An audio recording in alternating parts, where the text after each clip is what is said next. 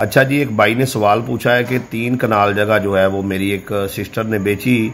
तो ख़रीदार ने कहा कि मैंने डायरेक्ट इंतकाल करवाना है, तो आप ऐसा करना कि अपनी हमशीरा और वालदा को भी ले आना।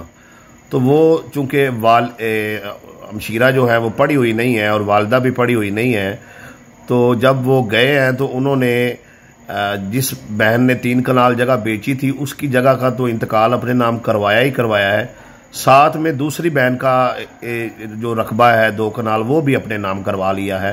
तो ये फ्रॉड किया है, 2 नंबरी की है। तो अब हम जो है वो क्या करें? तो मोहतरम भाई, आप जो है इस इंतकाल को खारिज करवाने के लिए जो है वकील से बातचीत करके उन पर केस करें। पटवारी ने भी आपके साथ ज्यादती की है, उसने भी अपनी कब्र बारी की है, और जिस बंदे ने भी ये जगह खरीदी है उसको भी अल्लाह का खौफ नहीं है, वो भी आपके साथ सरासर जुल्म और ज्यादती कर रहा है। तो बहरहाल अब आप केस करें और जो है वो उस इंतकाल को खारिज करवाएं जिसमें उसने नाजायज़ जो है आपकी बहन की 2 कनाल जगह अपने नाम लगवा ली है।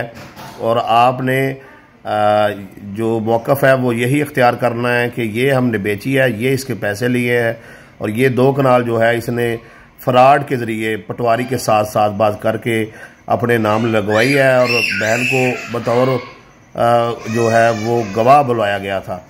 तो आप केस करें, अल्लाह ताला खैर करेगा, और फौरी तौर पर जो है इस रकबे पर स्टे भी ले लें और इंतकाल के खारिज का केस भी करें। अल्लाह बेहतर करेगा इंशाअल्लाह ताला।